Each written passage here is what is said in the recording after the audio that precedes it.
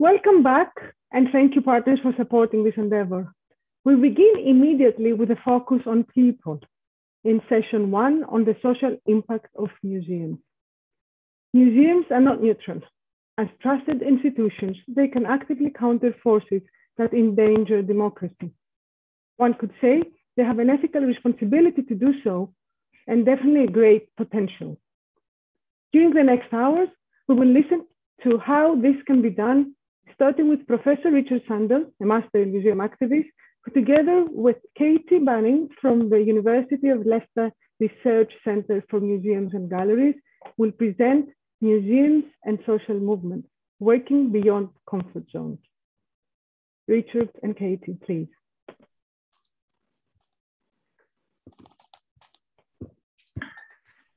Thank you, Sophia. And we'd really like to just begin by thanking all the organisers and supporters for the invitation to be part of your exciting conference today.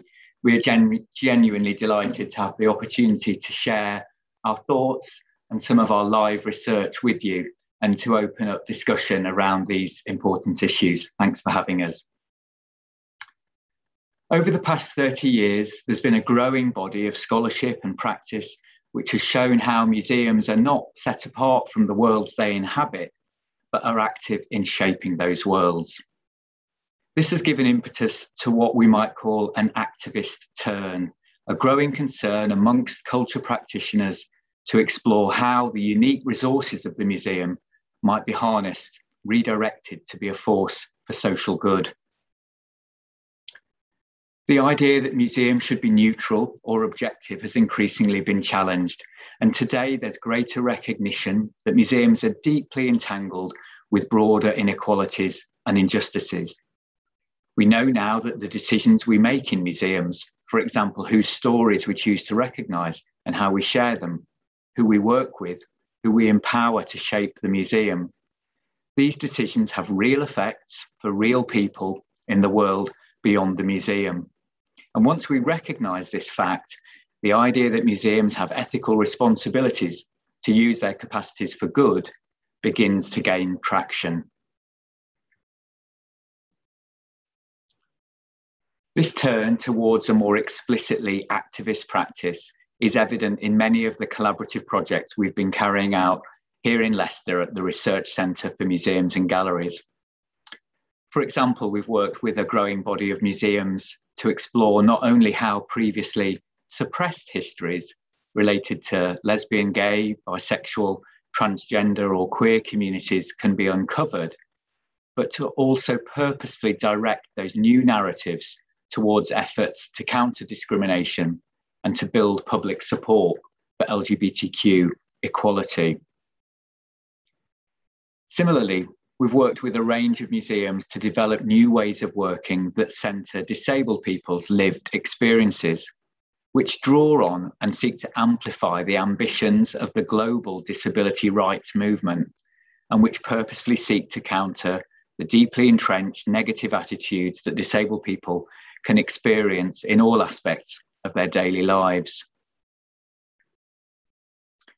In the wake of the anti-racism and Black Lives Matter protests that spread across the globe in the summer of 2020 following the killing of George Floyd, museums that had typically been rather cautious about taking a stand on contemporary issues took steps to reflect this growing sense of social and ethical responsibility, many making public statements in support of anti-racism, and in at least some of those organisations taking more substantive steps to address their own complicity in upholding racial injustice.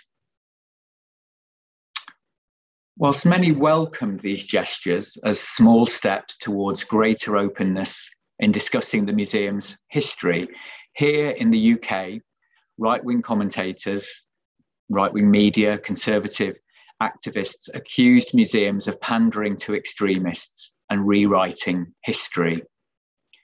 So, in the context of this controversy that continues today, it's helpful, I think, at this point to offer up our definition of activism, a term which has over the past year here in the UK been used in an increasingly pejorative way by critics inside and outside the culture sector. In our recent book, Robert Janes and I describe museum activism as museum practice shaped out of ethically informed values that is intended to bring about political, social, and environmental change. I think if we embrace this definition, this very kind of normative way of thinking about museum work, we can begin to see how this way of working is neither extreme nor optional, but rather it could and it should be a core part of every museum's ethos and practice. I'd like now to introduce my colleague, Katy Bunning, whose important new research is highlighting how these calls for change and museum responses to these calls do not take place in a post-race society. Ongoing and subtle forms of racism can impact upon the ways museums engage with social rights movements in ways that often centre the need for stability and comfort for the existing museum profession. And Katy's work helpfully highlights the residue and impact of unspoken racializing ideas on how museums deal with calls for change, and how we can recognise and disrupt the tendency to contain and stifle this work in our own organisations. Over to you, Katy. Oh, thanks very much, Richard, and everyone, and it's really great to be here. I'd like to draw on new research that we're undertaking at RCMG, the Research Centre for Museums and Galleries at Leicester, together with a range of partners in the UK. We're looking deeply at the ongoing production of racial ideas in the contemporary museum sector. And I'd like to set this out alongside the activist turn that Richard spoke about. The ongoing presence of racial ideas in museums has to be acknowledged and addressed if we are to create a sector where fairness, belonging, and equity are experienced and felt. But the legacies of our racial past and our contemporary racial ideas complicate this task, often in ways we don't realise. It's important to note at the outset that this talk is shaped by my own lens as a white person working with museums, and the talk focuses on the UK museum and heritage sector, which is still overwhelmingly white. We're interested then in how whiteness is performed and maintained in this environment, how this affects our responses to social and racial justice movements, and how we can disrupt a default centering of whiteness in our work. And I'll come on to what we mean by whiteness in a few moments. As Richard well notes, the ethical landscape of museums is changing. With the global visibility of Black Lives Matter in 2020, many museums felt pressured and compelled to make explicit a stance on anti-racism. And it's no coincidence that at this very moment of increasing museum engagement with racial justice movements, we're seeing a rise in pushback against these calls for action and change. Pushbacks coming from both within and outside the museum sector. And I want to highlight in this talk that these pushbacks, the discrediting of social movements and of activist work, and of Black scholars and of critical race scholarship, and the recentering of whiteness are highly predictable and part of an ongoing system of upholding racism that's lasted over many decades. This pattern has been traced by historian Ibram X. Kendi in his definitive and award-winning history of racial ideas. Analysing the evolution of racism over time, he concludes that the principal function of racist ideas in American history has been the suppression of resistance to racial discrimination.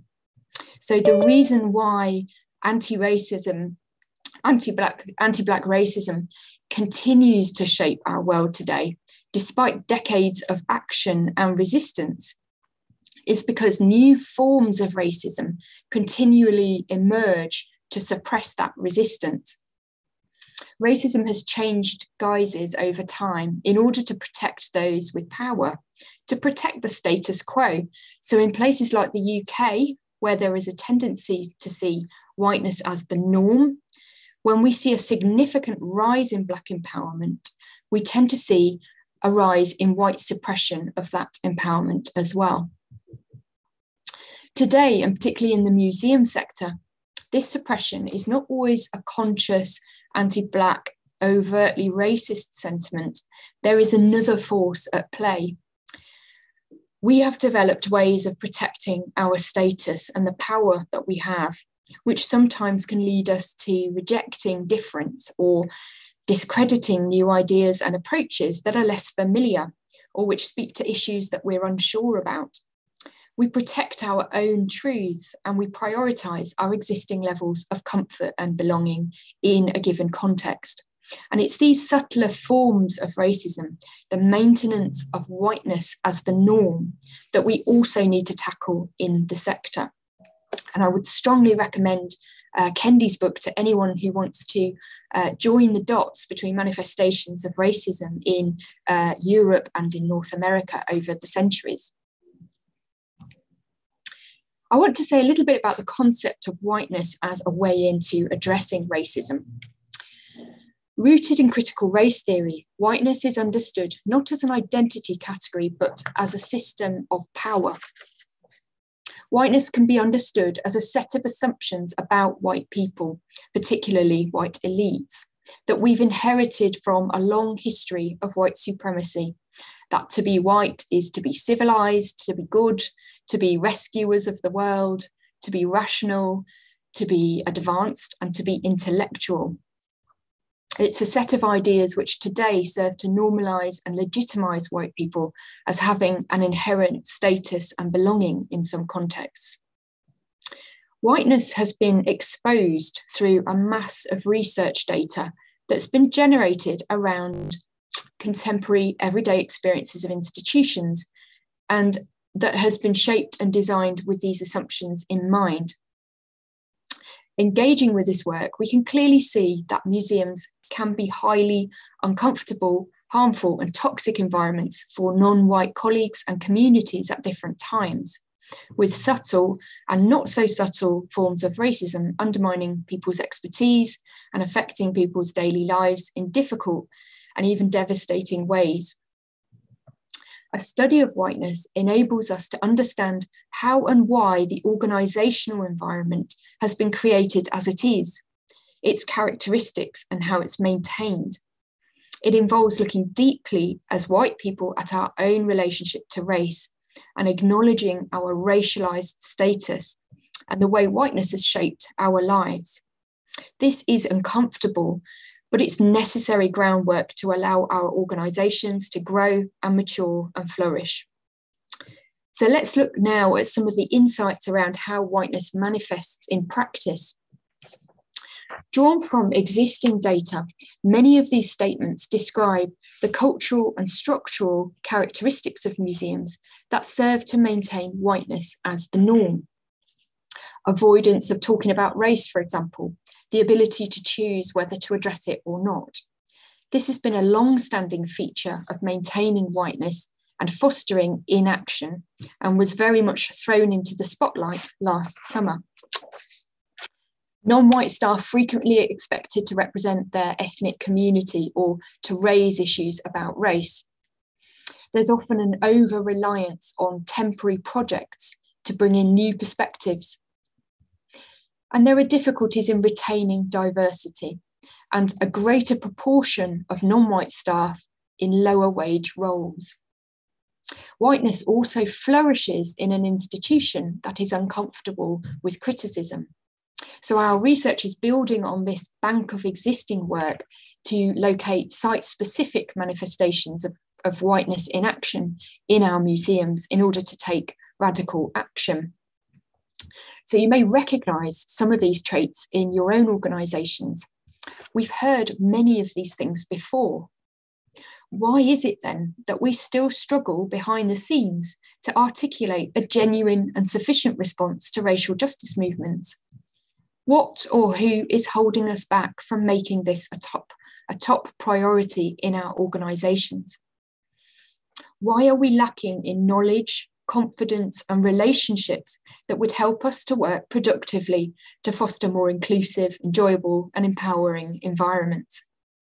And if we have confidence, good ideas and expertise in this area, or a commitment to change, why do we find it so difficult to actually redesign our organisations?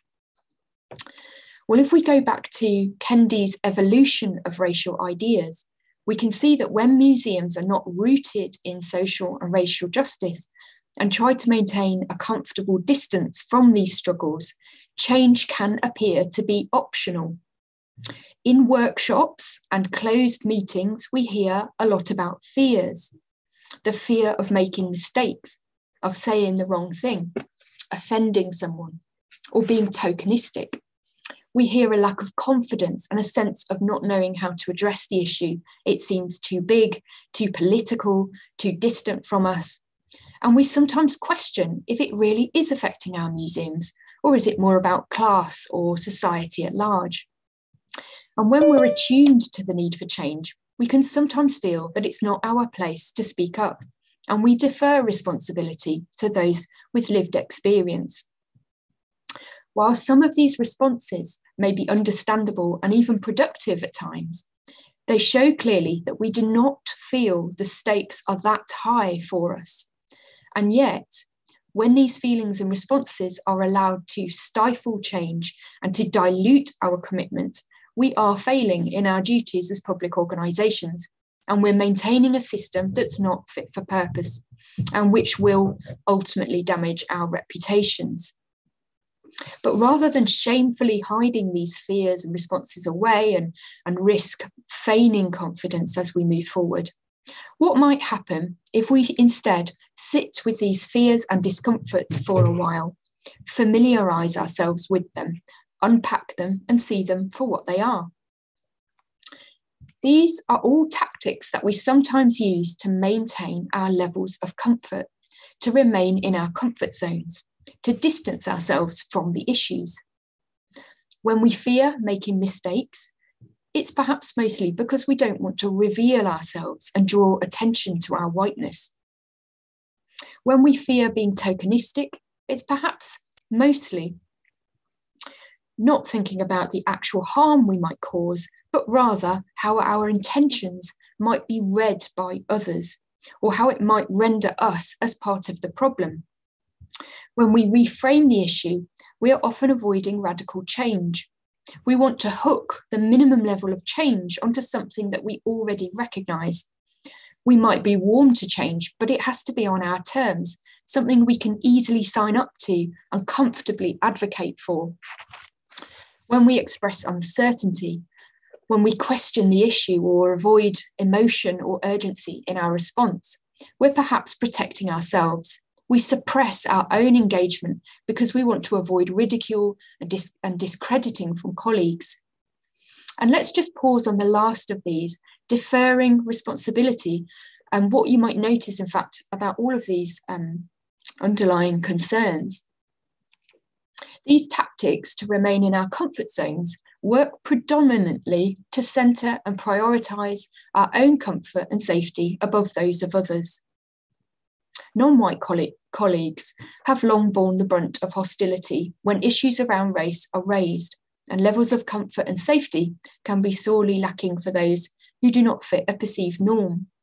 But it's clear that we have an ethical responsibility to all of our colleagues, partners and audiences, and our need for comfort and safety must not be prioritised over the comfort and safety of others. These unspoken ideas about how we sometimes really feel in the face of action and change don't just inhibit our own engagement with racial justice work, but can inhibit the people around us to lead in this area as well. Crucially, it's not just about working beyond comfort zones for the sake of empathy and helping others. Recognising our discomfort and the ways we inhibit change and actively working to disrupt whiteness are actions that will help and empower us all. To end then, I want to draw attention to this concept of interest convergence, an idea from critical race theory. Derek Bell, Kendi, and others suggest that white people only work to tackle anti-Black racism when it aligns with their own interests. It remains to be seen how the mass action and statements of solidarity in 2020 will reshape museums, and we can consider the self-interests that may have sat behind those statements. But what is clear is that despite the inevitable pushbacks, there is a tangible shift in how we're repositioning ourselves in relation to racial justice. There's a greater sense of commitment, urgency, and impatience across the sector among colleagues from all backgrounds and at all career stages. Interests are aligning. Ultimately, what's become clearer is that our safety and comfort, our ongoing legitimacy, is dependent upon us disinvesting in whiteness, opening up to change, leading in this area, and creating environments where people can thrive. We all have a responsibility, and we all have a stake in this work. Thank you very much for listening, and I'm going to hand back to Sophia.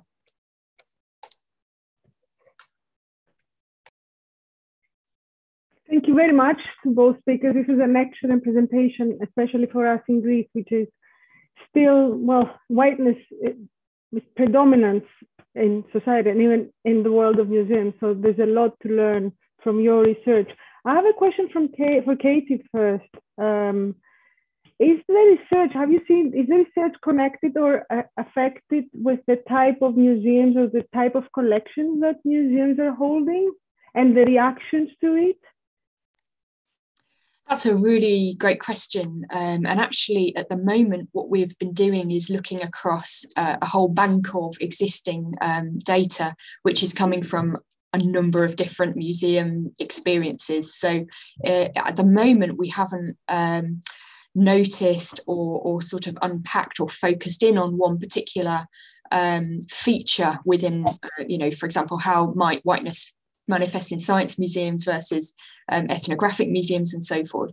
And I think one of the things that we're trying to focus on is very much those environments are in the workplace and in how we work on projects internally within museum organisations as a way of looking inwards in order to be better outwards. So I think we are not looking so much at the sort of the outward facing programming at this stage, or the outward facing work that museums are doing, but really kind of looking internally at those structures and processes first.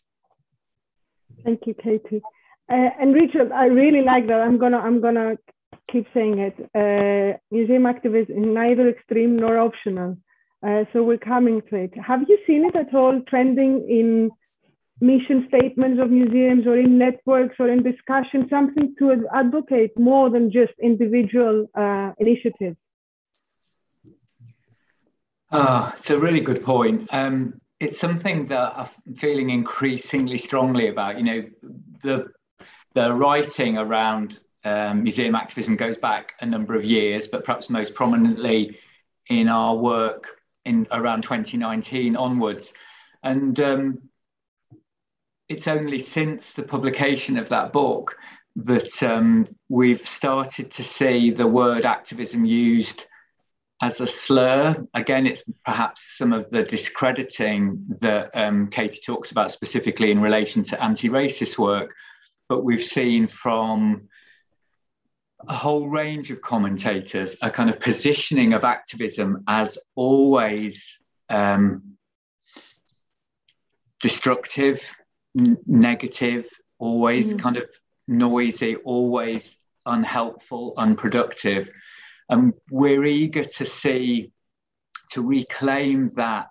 So when I say neither sort of, we would like to reveal the normative, the kind of mainstream potential for museums to recognize that they have effects in the real world, and they should redirect and harness their practices towards progressive and positive social change. That should be mainstreamed. It should be part of core museum functions. I think there still remains a nervousness around the term activism. And of course, it is loaded, it has baggage, and we recognise that. But it's perhaps our definition, which I offer, is something that should be more palatable, maybe, and more easily recognised as something which should and could be at the heart of all museum work. Yeah, and more positive in a sense. One last question by Atik Mesamina. Percentage of non-white staff in leadership or in decision-making in the future of the museum lacks lower number. How can this change? I think the question is how can we change the balance of white and non-white people in leadership and decision-making? Maybe I could start really briefly and hand to you, Katy, for your thoughts, just to kind of point to an initiative we're working on here in the University of Leicester at the moment. We've used positive action to try and support people from underrepresented backgrounds to develop and grow and develop creative and critical skills with us. We've used that for nearly 20 years now. It's been very small scale, I would say, at varying points in those 2 decades. Before the pandemic, before Black Lives Matter, we'd started discussions with an amazing organisation here in the UK, a Black-led organisation called Culture, and about how we could scale that up.